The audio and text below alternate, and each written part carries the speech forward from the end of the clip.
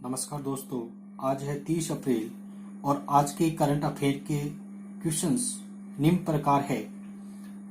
पहला क्वेश्चंस, सबसे ज्यादा सेना पर खर्च करने वाला देश कौन सा है? तो ये हाल ही में चुना गया है। सबसे ज्यादा जो खर्च करने वाला जो देश है वह है अमेरिका।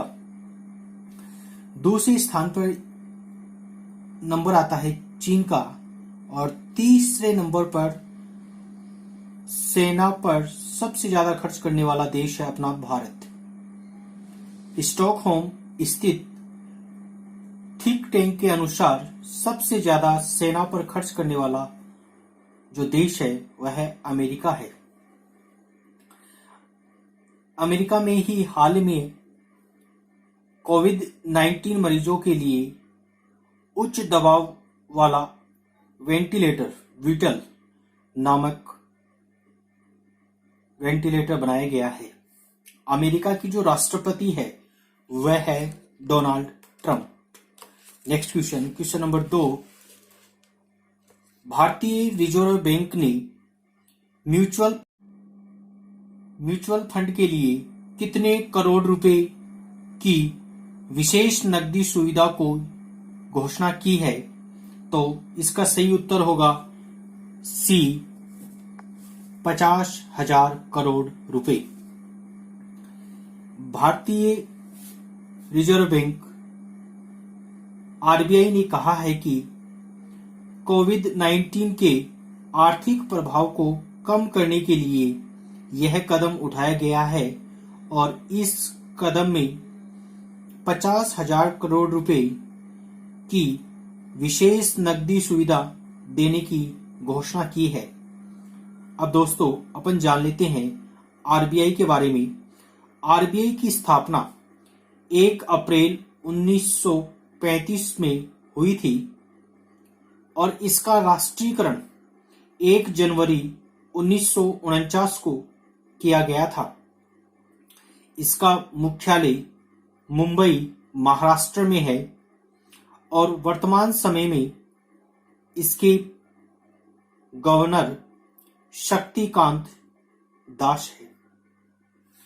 क्वेश्चन नंबर 3,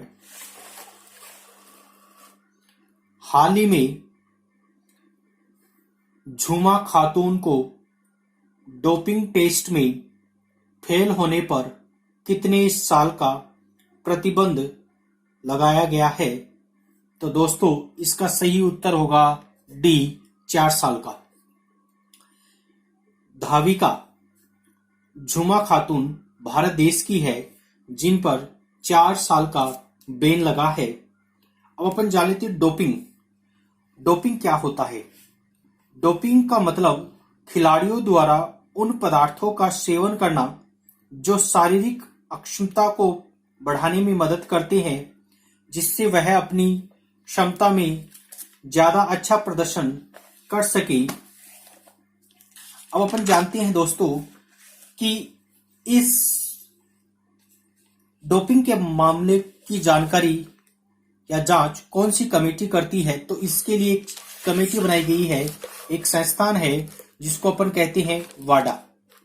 वाडा एक संस्थान है दोस्तों जो डोपिंग की निगरानी रखने का काम करती है, जिसकी full form world anti doping agency होता है, जिसकी स्थापना 10 नवंबर 1999 में की गई थी। इसका मुख्यालय मॉन्ट्रियल कनाडा में है और वर्तमान अध्यक्ष जॉन फाहे है। दोस्तों यदि आप इस चैनल पर नए हैं तो इस चैनल को सब्सक्राइब कीजिए और बेल आइकन को प्रेस कीजिए जिससे आपको आने वाले वीडियो का नोटिफिकेशन प्राप्त होता रहे। क्वेश्चन नंबर 4, हाल ही में किस संस्थान ने कम लागत वाला रूहेदार वेंटिलेटर तैयार किया है? तो एक संस्थान है, उस संस्थान को आपको नाम बताना है कि किस संस्थान ने इसका निर्माण किया है। तो दोस्तों इसका निर्माण किया है आईआईटी बॉम्बे। आईआईटी बॉम्बे ने इसका निर्माण किया है। आईआईटी बॉम्बे, यदि अपन बात करें आईआईटी बॉम्बे,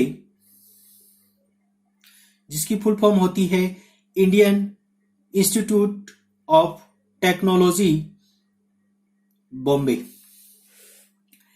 नेक्स्ट क्वेश्चन है क्वेश्चन नंबर 5। हाल ही में किस राज्य सरकार ने कोविड-19 रोगियों की सेवा के लिए कृमि बोट रोबोट तैयार किया है? दोस्तों, आपको बताना है कि कृमि बोट एक रोबोट का नाम है और वह निर्माण जो है किस राज्य ने किया है? तो दोस्तों, इसका निर्माण किया है केरल ने। केरल ने कृमि बोट रोबोट का निर्माण किया है। इस रोबोट का इस्तेमाल मेडिकल कॉलेज के कोविड-19 आइसोलेशन वार्ड में रखे गए मरीजों की सहायता के लिए किया गया है। दोस्तों, अब अपन जानते हैं केरल के बारे में। केरल, जिसकी राजधानी तिरुअनंतपुरम है, यहाँ के मुख्यमंत्री पिनराई विजयन है। यहाँ के गवर्नर आरिफ मोहम्मद हैं। यहाँ के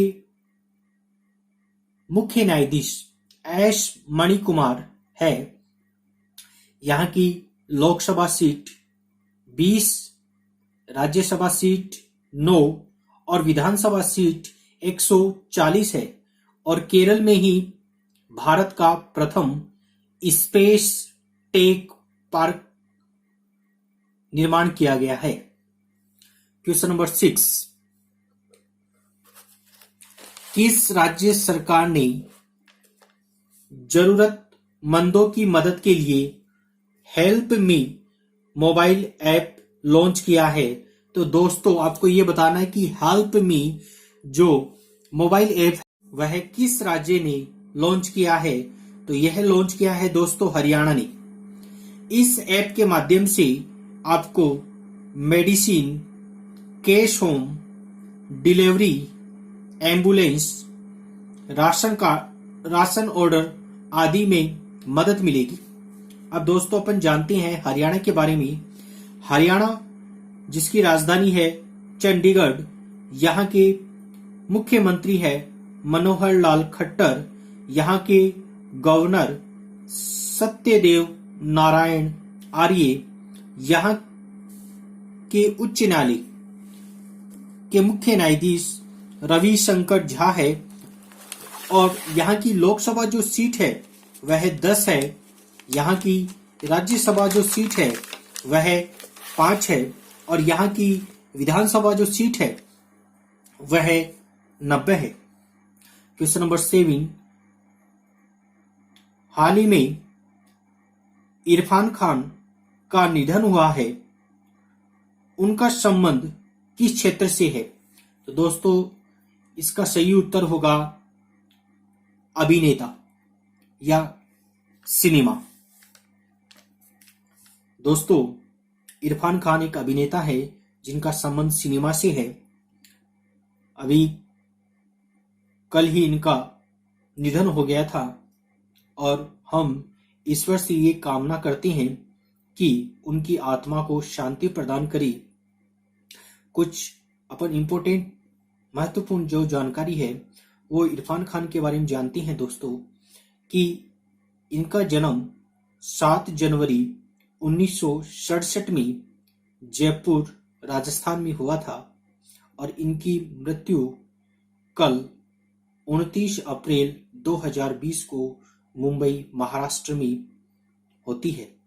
इनको 2011 में पद्मश्री का सम्मान मिलता है और इनकी महत्वपूर्ण फिल्में हासिल, हैदर, अंग्रेजी मीडियम, पान सिंह तोमर और हिंदी मीडियम आदि इनकी प्रमुख फिल्में हैं।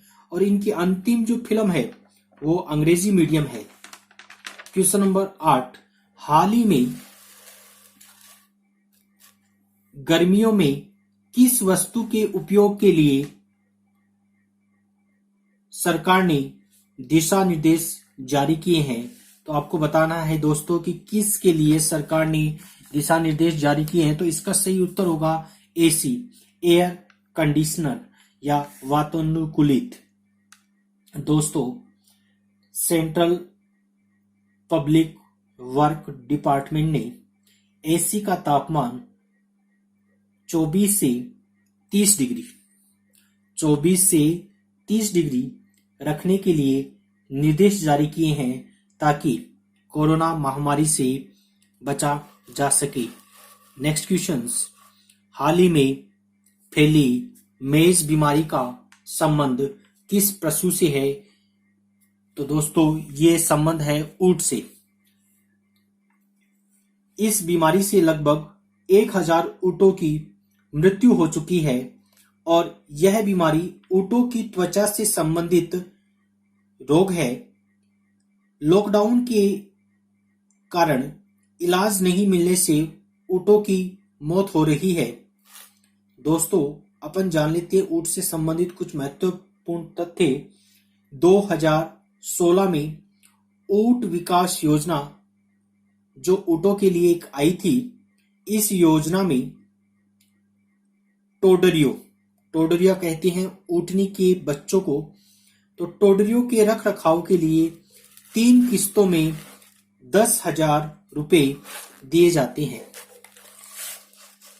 और आज का लास्ट और अंतिम क्वेश्चन पढ़ने से पहले मैं दोस्तों आपसे निवेदन करता हूं कि इस वीडियो को ज्यादा से ज्यादा लाइक और शेयर कीजिए ताकि मेरे को मोटिवेशन मिलता रहे। आज का अंतिम क्वेश्चन है कि हाल ही में किस राज्य ने शून्य ब्याज ऋण योजना शुरुआत की है?